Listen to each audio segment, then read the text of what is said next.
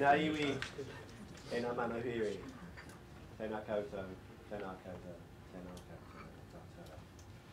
Good afternoon and welcome to the 2020 Headlight Series. My name is Lawrence Miller, I'm the Chair of 2020 Communications Trust. This is the first event in the series, you can see, hot off the press, our explanation of what the series is about. And essentially it's about our view that digital literacy in New Zealand is a critical issue in order for us to be successful in the 21st century economy.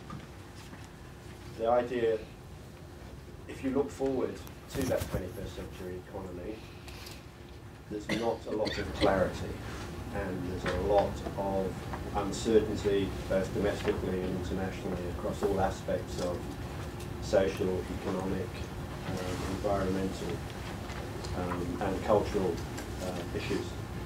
And so the idea of Headlight is to try and shine a bit of light on that murkiness of the future. A number of you will be aware of 2020 Communications Trust, which has been trying to provide leadership in how to introduce technology into the fabric of New Zealand life since it was founded in the late 1980s and the 1990s. 1996. 1996, thank you. 16 years. And a number of you will also be familiar with our flagship project, Computers in Homes, which is connecting 1,500 families to the digital economy through a combination of training and equipment and connectivity to enable them to participate, operating through Decile 1 to 3 schools. We had planned to launch this series next month, so we're slightly underdeveloped, hence the brochure is hot off the press, and there is a chocolate fish for the first person to tell us any mistake that's in the brochure. We haven't had a chance to proofread it. But we couldn't let the opportunity go, given that Barry Vercoe was in New Zealand and in Wellington. I was talking to him last week, and he shares a view with me that interesting things happen when you bring different disciplines together. And Barry is a musician and composer, and he specialises in 16th century counterpoint. He's also a mathematician, and I'm hoping he'll be able to draw a link between that and these wonderful little devices that he's talking about today. But he was at MIT when Nicholas Negroponte established the Media Lab, which a number of you will have heard of, which was about bringing different thoughts and ideas together. He was one of the 6 founding professors, and he's worked on the OLPC XO design, and he's worked on implementing it in the Pacific, and is now working on implementing and rolling out the technology in Australia. So it's a great opportunity here to hear from somebody who's been at the forefront of trying to shine a light on where the future's going and has actually had hands-on experience in the field. So please join me in welcoming Barry. Thank you, Lawrence. I'm very happy to be back in the city of my birth, though I haven't been here very often in the intervening years. After I left New Zealand, did degrees in Auckland and then went off to the US and studied music composition. I was a composer in residence in Seattle, Tacoma for a year, conducting ensembles and conducting in the Seattle Opera House, etc. A great gig, but then I went off to Princeton and did some postdoc work on digital audio processing, which is sort of, it gets into mathematical stuff, and then ended up at MIT where I established the Experimental Music Studio, and then later on got into, was one of the founding members of the Media Lab, as Lawrence said, and it was in that context that I met a lot of other people. The Media Lab really is about multidisciplines and lateral thinking amongst those disciplines. And the students who come in there soon get the sense that they don't stick with one professor, they move around and begin to imagine things laterally, and it is that clash of disciplines, the clash of ways of thinking that actually induces innovation. and I'll talk about that in a little bit. But first of all, the context in which I found myself at MIT was something in which we were coming up in the 90s with the notion of one-to-one communication between children and computing, and this was pioneered by someone by the name of one of the other 6 founders of the Media Lab. His name is Seymour Papert, and he had been a student of Piaget and was very much into constructionist teaching, constructionist learning. Seymour, who's a mathematician actually, developed this children's programming language called Logo, and a lot of things came out of Seymour's work. This is the Media Lab where we're all stuck together for many years. It's now twice the size actually since this photo. But Seymour was into developing little modules that the children could play with, programmable bricks and things, using the Logo language. Other people at the Media Lab, for instance, other people at the Media Lab are doing all sorts of new things. Here's one of them by somebody by the name of Joe Jacobson. Joe was one of my colleagues there. He joined the faculty just a few years after I did, and he came up with this thing called electronic ink, which works like this. You've got a little module or a little nodule of black and white particles, and you can charge them positively or negatively, and the blacks or the whites will come to the top. You probably know this as the technology that's used in things like the Kobo e-reader or any of the other e-readers that have a very low refresh rate, unlike computer screens which refresh 60 times a second or something like that and tire you out even. Has you got on your lapel, have you got your mic on? I don't know. Is the mic isn't mic in the room, is it? No. It's hard to hear me? Okay, I will speak louder. Okay. So this technology you'll find in your e-book readers typically, that in which the refresh rate, as I say, is somewhat slow, so that it just when you turn the page it refreshes, and it doesn't tire your eyes the way a computer screen does. So the Kobo does this, the Kindle and so forth all use the same technology. It comes out of the Media Lab. Another thing in the Media Lab was one of my students was doing this thing here, creating an audio spotlight that it's a loudspeaker that could shine around the room, and Larry would hear it, but you wouldn't as you'd shine this spotlight around the room. It's a loudspeaker that just works like a laser beam. Really an amazing technology. And it's being used, for instance, I think there's some up in the Auckland War Memorial Museum. There's some over, I know, in the ACME, that's the Australian Centre for Moving Image in Melbourne. And it's really a wonderful new technology. But this is the sort of out-of-the-box thinking that comes from the Media Lab. And it's from that context that lots of innovation happens, as I said earlier. It comes from the clash of different ways of thinking, clash of disciplines, etc. And you might think then, what are the deterrents to innovation? I can tell you some of them. Walls and different buildings, funding streams. You only can work on this, you can't work on that because you're funded to do this. Assessment? Well, yes. You need a high tolerance for failure, so assessment and so forth is frequently a problem. Mid-level managers, they really do kill innovation coming up from the bottom. They really do. The CEOs imagine all wonderful things and expect it to come up from the bottom, but he has got this layer of mid-level management that just precludes that. And so somehow you have to have an education system that bypasses all of these problems. And so we sort of then say, well, how can we induce this innovation idea and thirst for learnings, and at what age can these things happen? Well, our idea is that it can be very young ages, and it can even be a computer like this that is designed by a bunch of MIT professors who have never been out in industry in a day of their lives. And they've come up with this idea of doing something from the ground up. This one laptop per child idea, with, as Lawrence said, from Nicholas Negroponte, there was, as I say, there were 6 of us who started the Media Lab, and Nicholas was the ringleader at the time. He was also the ringleader in this idea of having a laptop that could be for purposes of educating the disadvantaged children in the world At the time, those children were like in Rwanda, war-torn Colombia, Palestine refugee camps, and so forth.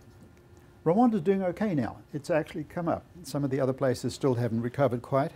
But the whole idea was to do something that was based on some fundamentals that would be global, would work everywhere. The 5 principles that Nicholas had: child ownership. Each child should have their own machine and not have to share it. It's quite a big difference. You give the child a machine for themselves, and they just explore the web or whatever it is, and their thirst for learning goes way up, way up. They're very curious. The level of curiosity is quite extreme. You say to them, okay, well, not quite enough laptops to go around, so you're going to share with this person. Immediately, curiosity goes down. They don't look after the machine the same way because it's not theirs. And so it's just a very different situation. So the idea was to come up with something that is inexpensive enough so that one child can have one laptop. We focused on low ages, get in at the early age, from 6 to 12. You'll see in some videos later there's some bigger kids there. They've sort of missed the boat. It's the 6 to 12s that we really want to catch. We like to do something that saturates an entire classroom. You don't have a class that when there's one laptop between 2 kids or something. You try to do the whole school. Now that has got some problems when it comes to practical dissemination of this whole idea. I'll talk about that in a little bit. And these things are all mesh networked, so you've got a bunch of laptops like these ones here, and they all talk to each other when they're running, and so kids can play games, solve jigsaw puzzles or whatever it is, remotely. So one's in this building and someone's over there, and they can solve the jigsaw puzzle together. And of course we then have free and open source. All of the software that's on these machines is written by volunteers. There is no software on there for which there's a license required. When I was in Manaya Kalani up in Auckland there, I was learning to parents, and not only paying for the netbooks, they're paying their portion of the license to the essentially corporates, the people who don't really care about education. Their corporates are there to perform for the shareholders, and that's not the way to get education going for the children. You really want something in which the teachers and so forth have no holds barred. They shouldn't have to pay for software. That should be somehow organized and distributed freely, and that's what we do. The front of this laptop, this is an older picture, but it does show something, that all these children, for instance, around here, each of these XOs is one of these machines and a child. Apparently all of these kids here in this group are on the web. They're all some kids down here playing paint, and some other kids doing individual things. Each child can see what their friends are doing. This is a model of the playground, not a geographical model. All the kids aren't really standing in a circle like that. They're in different places. Maybe some of them are even at home, but they're all sharing this experience of working on the web or something. And so it's a functional graph of what's going on. And when you, it doesn't do it here, but when you mouse over this thing, the name of the person will come up, so you can see where your friends are and what they're doing, who they're mixing with. There's another level of this that's not the total playground. There's just like one little corner of the playground. Well, it's not really a physical corner. It's a certain group. I know when I was young, there were little cliques of kids who would stick together and not let other kids into this group. So you can do that here too. You can ask some of your special friends to join this little clique, and only they appear on this map. There's another map that has only your friends on it, etc. So it sort of functions very much like a playground in view. It's very easy for the kids to understand, and it sort of induces collaboration and sharing and so forth at a level that's comfortable for them. The question we were then asking is this going to work anywhere? This is our idea, or Seymour Pappett's idea, I suppose, having an interface of this sort. So will it work for disadvantaged remote communities? I decided to do a test of this. I sent some of these laptops to a place in Solomon Islands. I had a friend, an English friend, there who was teaching in the Solomons. And so I sent him 35 laptops. And I said, here, put these in the most remote place you can find. And he went out into this, into an island that was very close to Bougainville.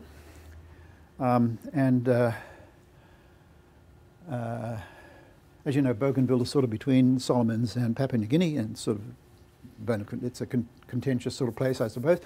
But I was wanting something very remote. And then after about 4 months, I got on my bicycle and went there. Well, it involved taking a plane to Oniara, and then taking a riverboat for about 4 hours between islands, and then on a dugout canoe for about 2 hours, at the end of which time I got to the school.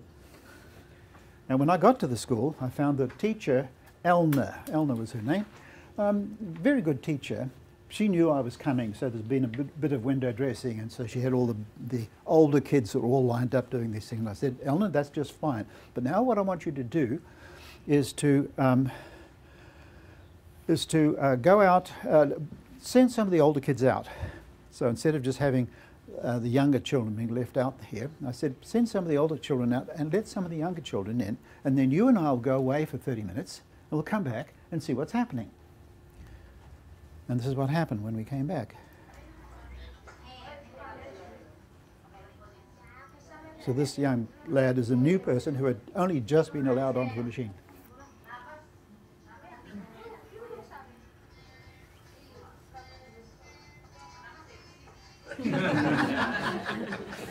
And then we said, okay, now take these laptops outside because they can communicate outside perfectly well. We did that.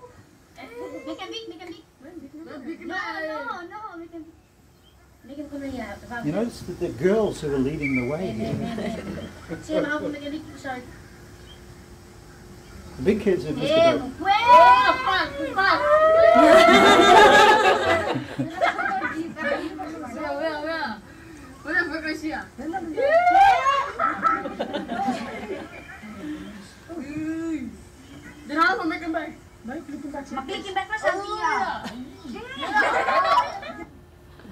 Okay, so that was my experience in the remote parts of Solomons. I then thought, well, I sort of had a feeling, and it was another occasion shortly after that in which I went to an SPC, that's the Pacific Community. There was one of their annual meetings was actually on Niue. And you can only get to Niue from here, of course. You have to come through New Zealand to fly to Niue. So all the prime ministers of the Oceania and Pacific were meeting there. And so I took laptops in there, enough to give to every child in the country. Now, there's only 500 children in the country, so it wasn't, it wasn't too hard. But interestingly, the principal of the school wanted the older kids to have them first. And then her idea was that they would then teach the younger kids. So by the time I arrived there with the second boatload of stuff to give to the younger children, the kids already knew how to work these machines anyway. So that was sort of a fun thing. Then we sort of went to other places. We were in India, of course. You notice that this is, someone remarked earlier, it's got a cute little handle on this machine. You can you carry it around, or you can hang on to it, you know, by its little handle here. It's quite a strong handle. So it's really quite good for kids. It's handy to sort of do that and show other people. In some places, of course, that carefully designed handle doesn't really help at all. When we go to when we go to Africa, that's the sort of thing that happens there. But after those countries, I began to get a feeling that, you know, we should be bringing these laptops down into the South Pacific more generally. So I was saying to my colleagues, the co-designers of this hardware and software, I was involved in both, that you know, we should bring a fair number of these machines down here. And the response I was getting was, but there's no genocide down there. I said, no, not, but there has been, but moreover, there are lots of kids there whose futures are at risk. Largely because of remoteness. It's not so much anything to do with ethnicity.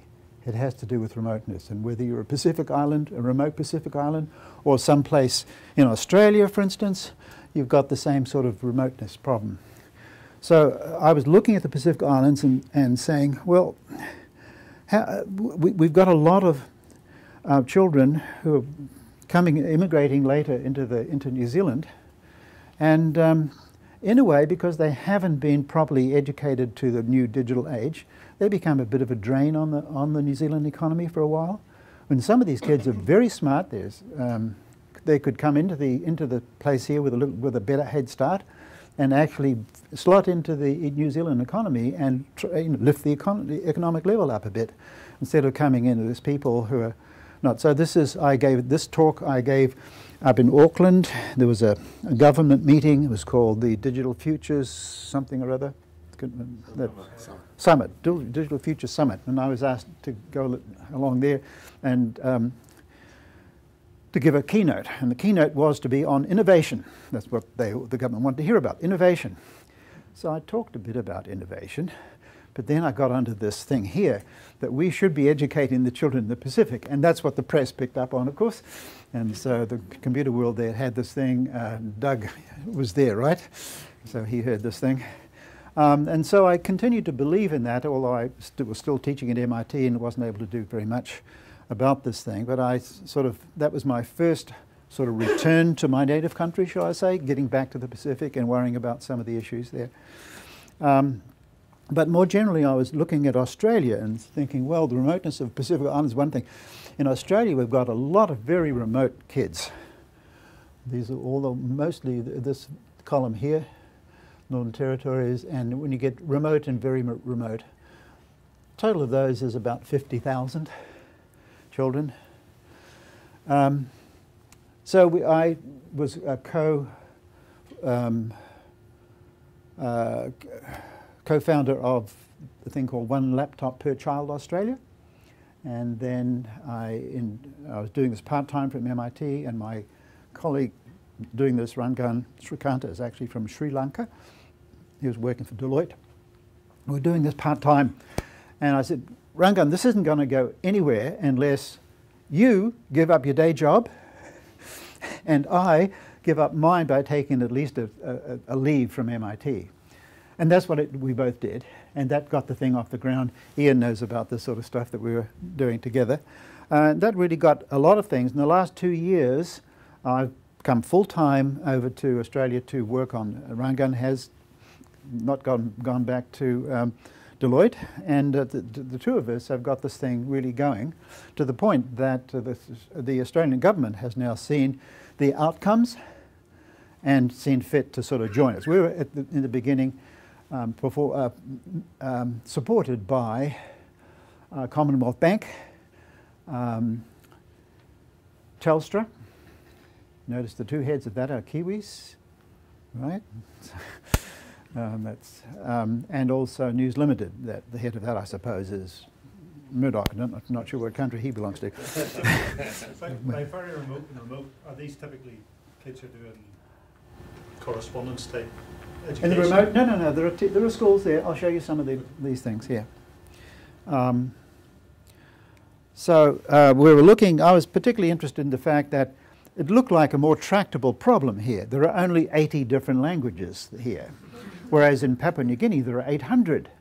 And that was because I spent 3 months there, and it was first of all, the government is, I won't say dysfunctional, but sort of not very interested in some of the remote people. They're interested only in the children who are in the government schools. That's about 25% of the 1.2 million in this age group. And there's another 25% of the children are catered to by the missionaries and church schools like Divine Word University. And the other 50% of the kids are not in school, not just today or tomorrow. They never go. They never go to school. Now, that's the problem for tomorrow. That is going to be visited on the rest of us on this planet before we know where we are. When I left New Zealand in '62 or in the 70s, population of New Zealand, 3 million. Population of Papua New Guinea, 3 million. Now the population of New Zealand, 4 million and a bit. Population of Papua New Guinea, 6 million. It's those teenage adolescent girls who've got no futures, except having babies. And the only thing that's going to stop that is education. You can't do it any other way. Education is extremely important in all of those countries, including the remote parts of Australia. I was interested in the very remote parts, like this is Western Australia, and I was interested in some of the communities up here in the Pilbara area. So I was particularly interested in turned out to be one of the schools down in this little salt lake. There's a bit of a salt lake there. And you zoom in on, that's the school I'm talking, that's the lake I'm talking about. You can see a little bit of a village on one arm of the lake there. And you zoom in further, there's the village of houses. This was the last community in Australia to be discovered. The Australian Army were lobbing shells and target practice, you know, over in what they thought was empty space. And someone said, hey, there's some people down there. And so the Australian government said, okay, let's move them right out into Broome or someplace like that, and it was carry on target practice, which they did. And then after a while, the Australian government decided that shooting 25-pound shells, 25-pounders, I was on the 25-pound team when I went through the New Zealand Army here, isn't going to win the next war. So they stopped doing that, at which point then the Aboriginals said, okay, we're now ready to go home. And they went back to this little community, little place of theirs called Punmu, and they were quite happily going back there, except the first thing they did was to build a school. Now that was different. That was different.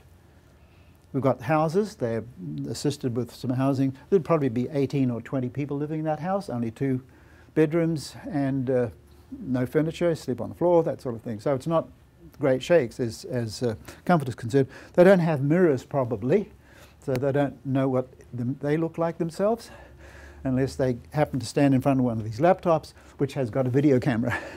And for the first time they see themselves, they're really quite excited about the thing, and they play all sorts of games of getting into expression, you know, finding happiness, and so the teachers can play on that, you know, pull a happy face and they can see what it looks like for them. So there are this little town of Punmu there are people there, and there are animals. Well, they're mostly dingoes actually. And there's the school. Here's the kindergarten class. Just as we were walking in the door with an armload of XOs. Here's the kindergarten. We didn't see the kindergarten teacher was in the background there. Ali, devoted teacher. She'd been there about 4 years or something, was going to do 1 more year. I said, what about his strikingly beautiful, tall, sort of Australian woman, strikingly beautiful, no partner, just there by herself, loved these kids to death and they loved her right back. Extremely effective teacher. And she said, well, the rest of my life is on hold. I want to see this through. I've got another year to go in my sort of promise to myself. And it's those kinds of teachers that really make these things work. I gave laptops out to the kids. They just dive right into opening them very fast and helping each other, etc., that sort of thing. The OLPC is based on these principles, as I said earlier, but we just quickly discovered that these 5 principles coming out of the Boston group, shall I say, that's Nicholas Negroponte and Sewell Papert, didn't go far enough. What's missing here is really there were 2 other things. So we'll move the 5 out of the way, and this is what we decided in Australia, that there should be 7 principles. The other 2 have to do with enabling the teachers. Very important to support the teachers, give them pre-training. Ian knows about that, right, Ian?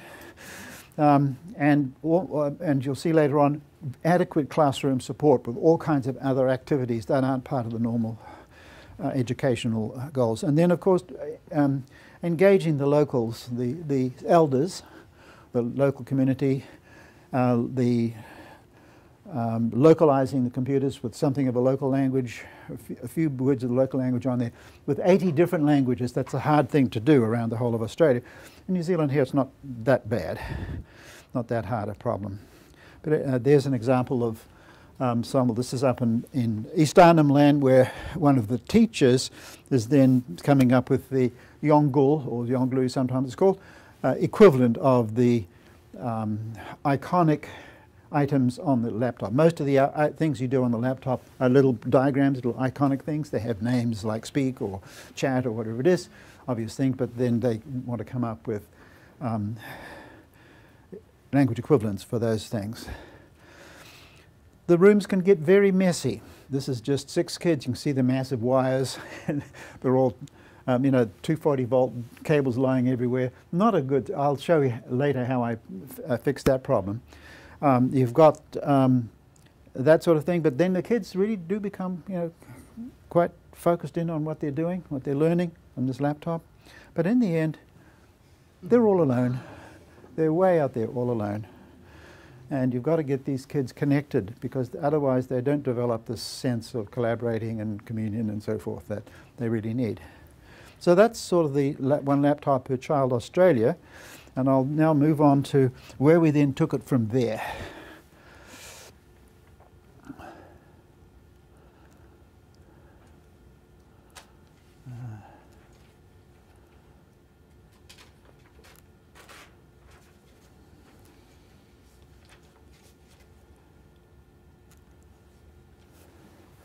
So this is sort of the Australian dream. You can see some kids there, or somebody has got some imagination.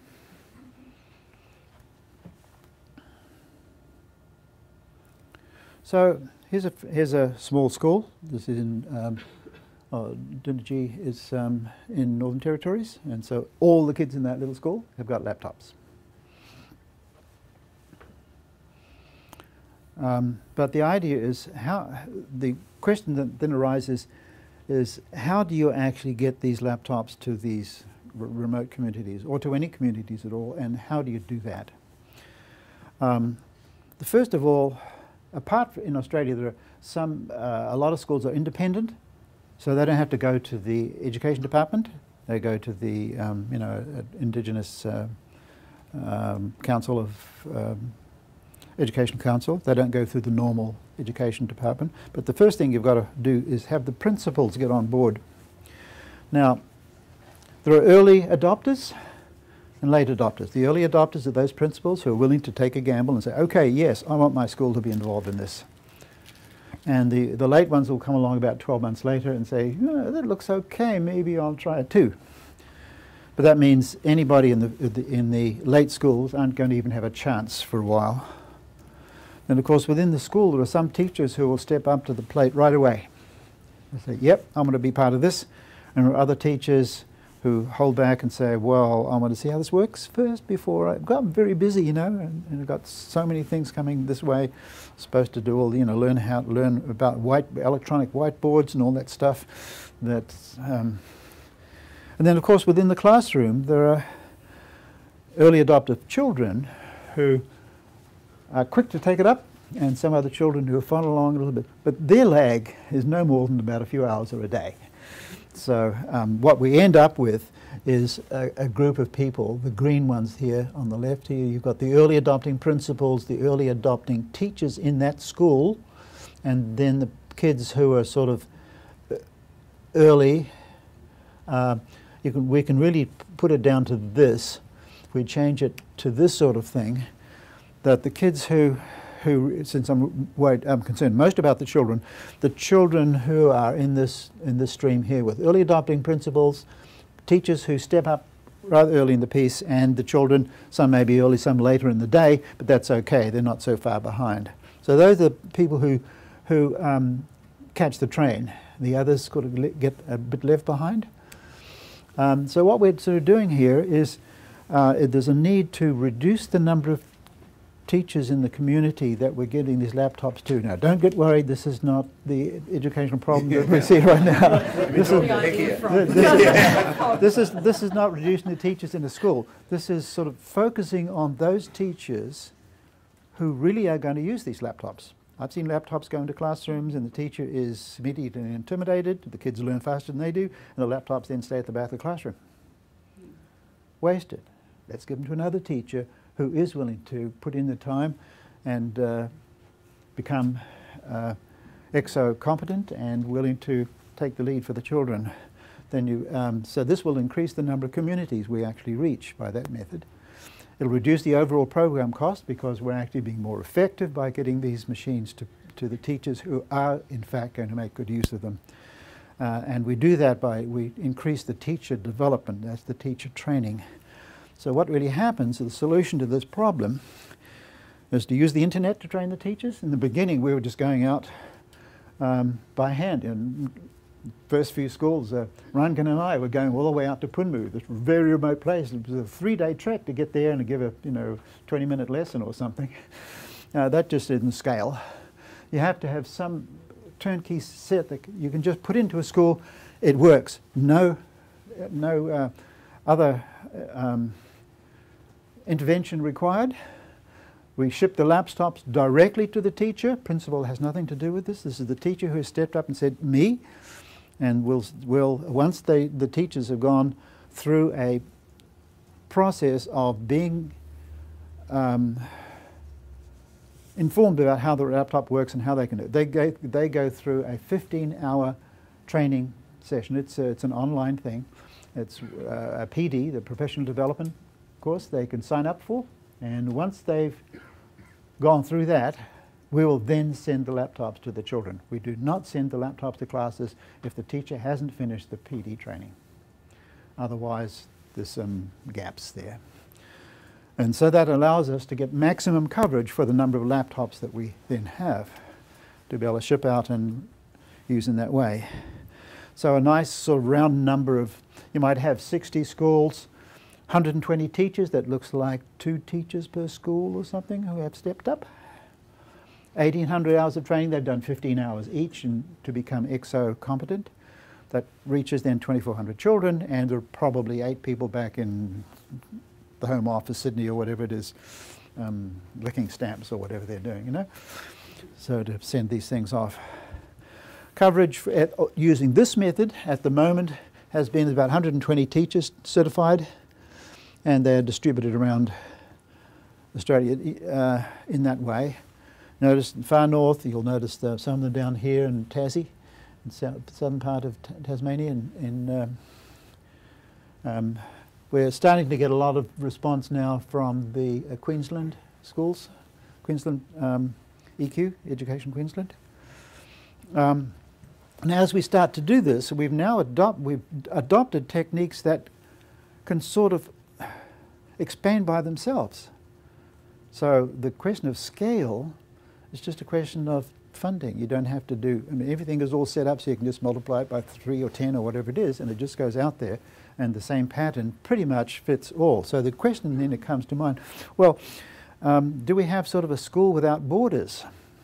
First of all, the teachers are in touch with one another. They've all got the same system and are operating under. We're probably going to adopt a new thing, a new system for communications between the teachers that is sort of like a sales thing where they get points for being online. I've seen so many online people where 80% of the people are just passengers. They're not contributing anything, sort of sitting, reading them out, but they don't actually write back and sort of give their advice or response. So we perhaps have a school without borders when we think of just going out like this. The teachers are in touch with one another. And that whole thing, that whole package that I've been talking about is what we've now called One Education. Now, you notice this isn't oneeducation.org.au. This is oneeducation.org. It's got a global name. We had to work very hard. We were trying at first to get oneschool.org, found that there was a school in Russia that had oneeducation.org.ru. Okay, so we couldn't get that, and so we managed to get this thing that was oneeducation.org and we've got several things like this I'll refer to in a little minute. But with that whole idea, that whole package that I've been referring to, is a sort of a turnkey system that we can just move into a school just by sending the machines out there, the teachers are trained online, etc. That gives rise to something in which we can sort of talk about this in sort of general terms, and we've even come up with a little thing that works that I'll just find where this is, just a minute.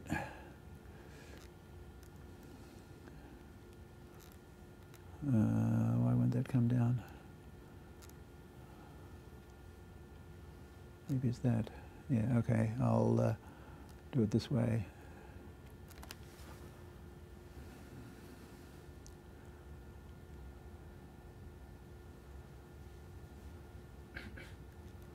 Okay, so this is the oneeducation.org idea.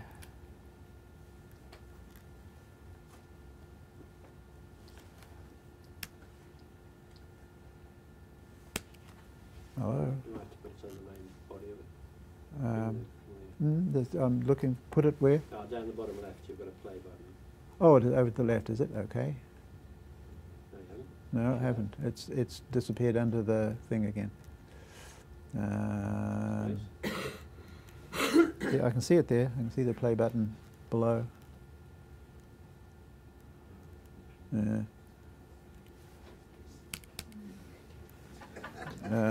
Bring me a 5-year-old child. Yeah.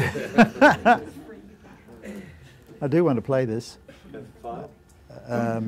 While Barry's finding it, I'll just introduce myself. I'm Dr. Pappish from Canterbury University. I retired there 12, 13 years ago now, and I was in mechanical engineering. But I went to school with Barry in the 7th form at Te Awamutu College. And Barry only rang me up 2 weeks ago and said, "You're coming with me. We're going to the East Coast." I said, "Oh." He says, "Yes." And you know, I had no choice but to do it. But I thoroughly enjoyed this exercise of going with him around the East Coast. And one of my little sojourns after I left school was to go back to Hagley College and learn a little bit of Te Reo.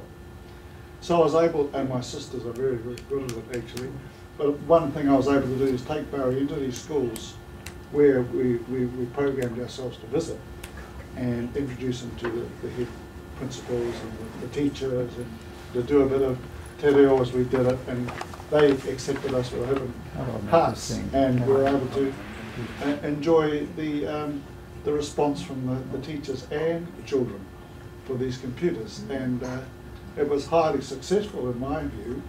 Some teachers were withdrawn, and other teachers wanted them straight away. The response from the kids was dramatic. In one little school we went to, Portaka, just before you get to Hicks Bay, it was amazing how these kids just pulled out these little laptops and went for it. And I noticed there was in those little very small schools, there's older students and younger ones, and the older ones teaching the younger ones straight away. The interaction between the kids was marvellous. And it brought to me the sense of the beauty of these little things, that they can do a lot for the teacher without cutting the teacher numbers. I mean, the teachers were keen. We went to 7 schools, and you'll see more about what's good. And 5 of the 7 schools we had children. The other 2 schools we saw the teachers only in these last 2 days. And he's a workaholic. He's kept me on the ball all the time, but I've enjoyed it with him. An exercise in discipline for me to keep on going. And so he's got a lot of tenacity and a lot of views about it, as you've seen already, with these computers. And one interesting thing, it took me about 2 or 3 minutes to open that computer and get it operational. It took some of these kids about 30 seconds, 30 seconds or less to open the kids straight up. So there's something about the openness and education and ability for young people to express themselves through these machines. Barry, we're going to want to have some time for question and answers, so I think we're going to have to wrap up fairly quickly so that we can do that. Sorry about that. Windows is broken. You want to go to what?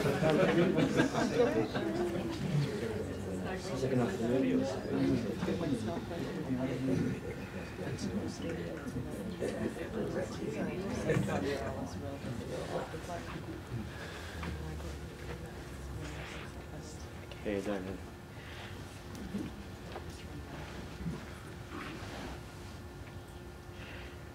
Okay, so you won't hear if you get online, you can hear this actually. As part of the thing, we're going to open a store where teachers can sign up for their spare parts. When we distribute these laptops, we distribute them with spare keyboards, spare screens and everything. So lots and lots of spare parts. With 25 laptops, there may be 15 spare keyboards and five or six spare screens, etc. The children go in and fix these things themselves.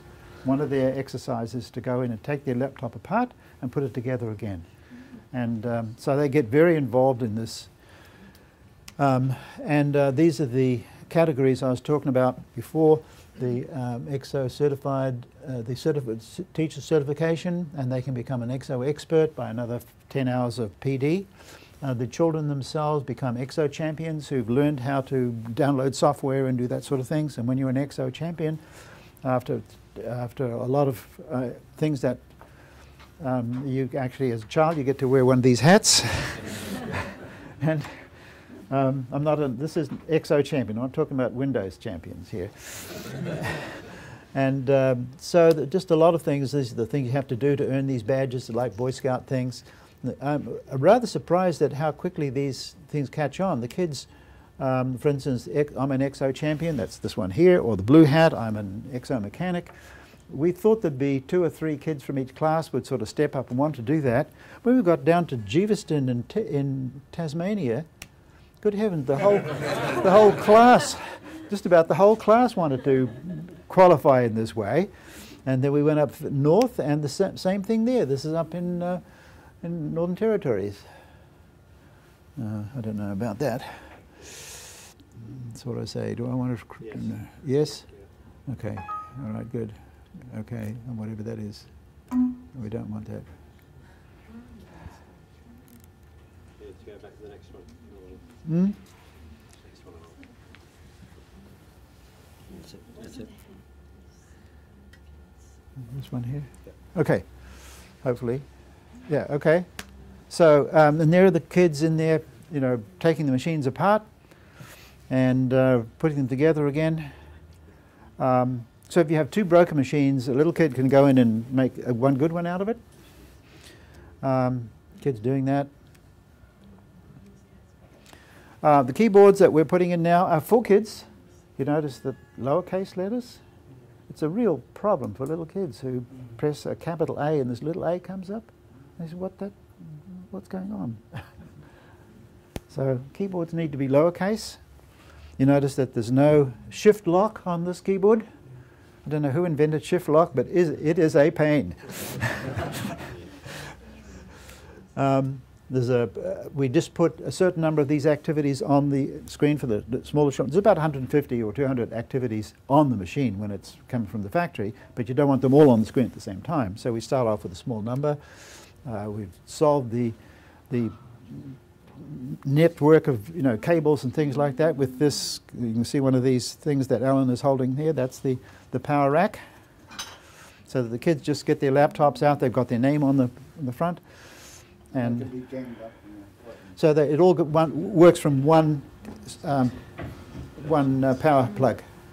You gang a whole lot of these racks together. So eventually we end up with lots of educators and adults, spare parts, XO power racks, etc. Unlimited mechanic. I underestimated the extent of which that would work. Then we've got lots of other things we're coming up, XO reporters, scientists. So these will be groups of activities that people will specialize in, things like this. I'm doing the XO musician thing, lots of little games for kids doing music, interactive music things. Banker, that's financial literacy, essentially. Hacking, as you could. Robotics, we connect up to the robot things.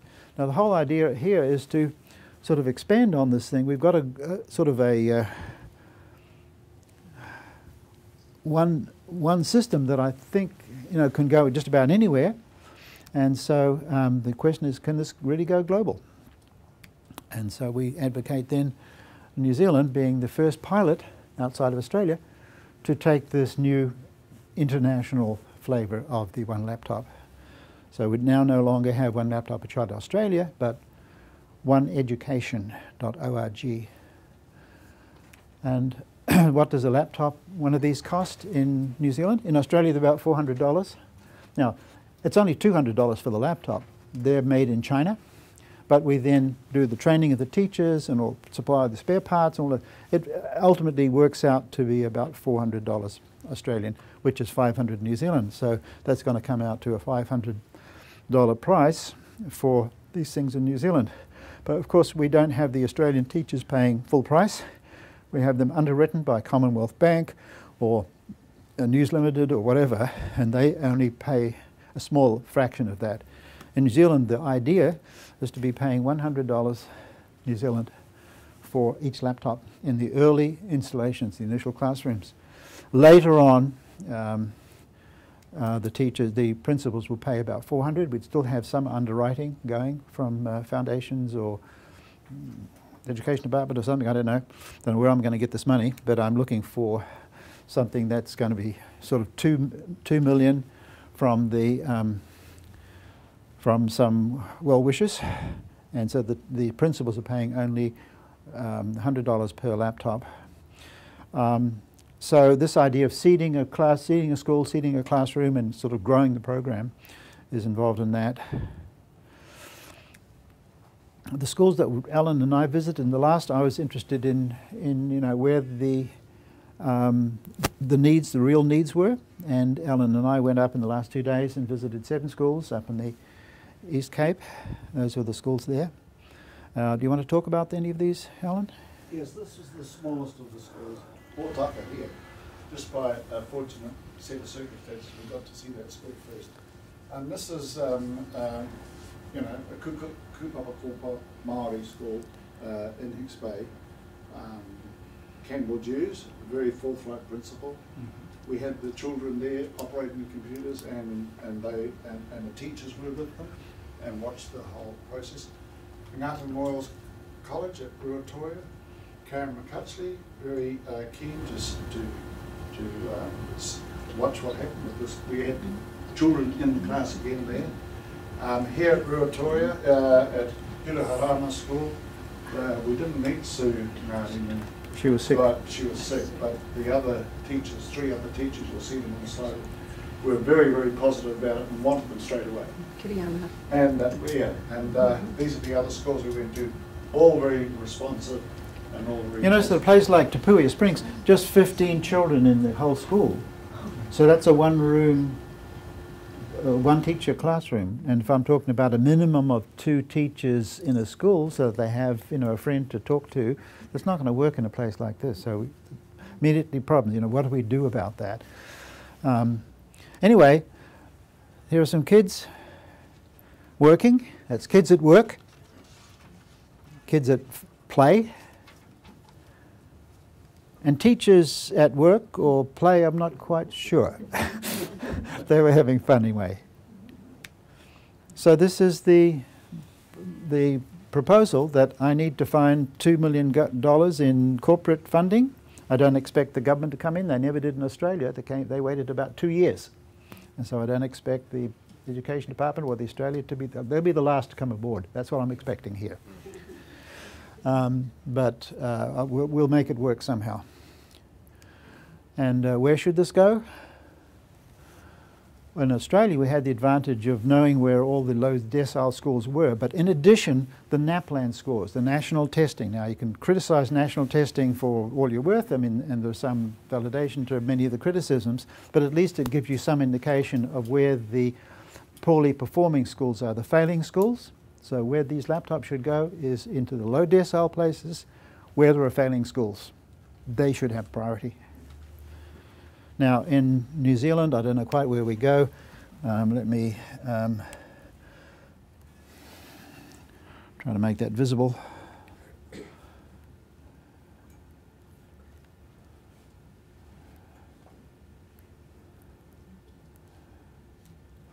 That's too big. Come back here. Now I need to be about 100%.